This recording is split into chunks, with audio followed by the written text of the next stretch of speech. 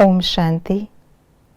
आज का दिवस यज्ञ के इतिहास में बहुत महत्वपूर्ण, बहुत विशेष दिवस है। 18 जनवरी अव्यक्त दिवस, जब ब्रह्मा बाबा ने अपनी संपूर्ण स्थिति को प्राप्त किया। और यही शिक्षा बाप हमको भी देते हैं कि हमें भी बाप समान निराकारी, निर्विकारी, निरहंकारी बन फरिश्ता बनकर जाना है। तो आइए रिवाइज करते हैं आज के 18 जनवरी 2025 के मधुर महावाक्यों को। टीचर और गुरु का काम क्या है?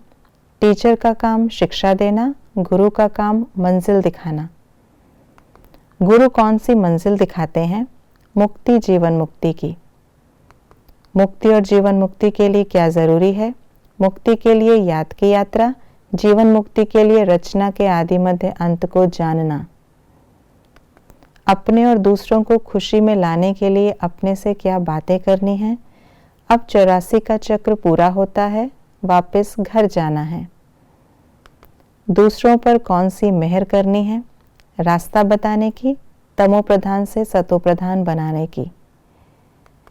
सबसे बड़ा पुण्य कौन सा है? बाप को याद करना, दूसरों को याद दिलाना, सेंटर खोलना, तन मन धन दूसरों की सेवा में लगाना। पाप क्या है? संग दोष में आकर व्यर्थ चिंतन, पर चिंतन में अपना समय बर्बाद करना। ज्ञानी तो आत्मा बच्चों के लिए पाप कर्म की सजा कितनी है और क्यों? 100 गुना है, क्योंकि सतगुरु के निंदक बन जाते हैं। पाप कर्म की सजा से बचने के लिए बाबा ने कौन सी शिक्षा दी? कभी भी पाप कर्म नहीं करना, विकारों की चोट खाने से बचकर रहना। करंट मिलने से क्या होता है? आयु बढ़ती, एवर हेल्दी बनते। बाप बच्चों के गुस्से का आवाज सुनकर कौन सी शिक्षा देते हैं? गुस्सा करना ठीक नहीं है, इससे तुम दुखी होंगे, दूसरों को भी दुखी करेंगे। एक दो को कभी दुख नहीं देना, बहुत बहुत लवली बनना। हम बच्चे बाप को प्यारे क्यों लगते हैं? क्योंकि हम श्रीमत पर सारे विश्व का कल्याण करने वाले हैं। ये पढ़ाई कब तक चलेगी? जब तक दैवी राजधानी स्थापन हो जाए। अपनी मत दिखाने का क्या परिणाम होगा? तकदीर को लकीर लग जाएगी। बाप का पहला फरमान कौन सा है? अशरीरी भव, देही अभिमानी भव। हमें किस बात का नशा रहना चाहिए? बाप ने हमें सब कुछ वर्षे में दे दिया, इस वर्षे को कोई छीन नहीं सकता। शिव बाबा की याद से क्या फायदे होते? पावन बनते, ऊंच पद पाते, खाद निकलती, बाप को खींचते, वापस घर जाते, अपना और दूसरों का कल्याण होता, सच्चा सोना बनते, बाप सर्च लाइट देते, करंट मिलती रहती, आत्मा हेल्दी बनती, आत्मा भरपूर हो जाती। हमें किन बातों की धारणा करनी है?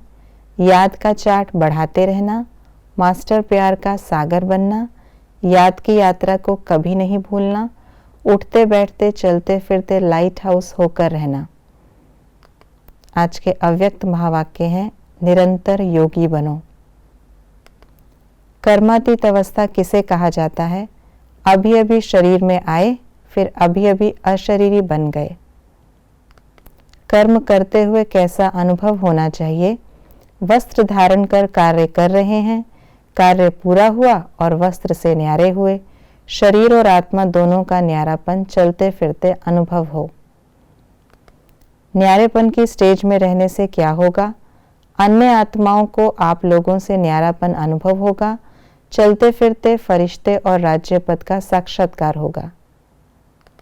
वर्तमान समय किस बात की आवश्यकता है? मनन शक्ति से आत्मा में सर्व शक्तियां भरने की। स्वयं में सर्व शक्तियां भरने से क्या फायदे होंगे? मगन अवस्था रहेगी, विघ्न टल जाएंगे। विघ्नों की लहर कब आती है? जब रूहानियत की तरफ फोर्स कम हो जाता है।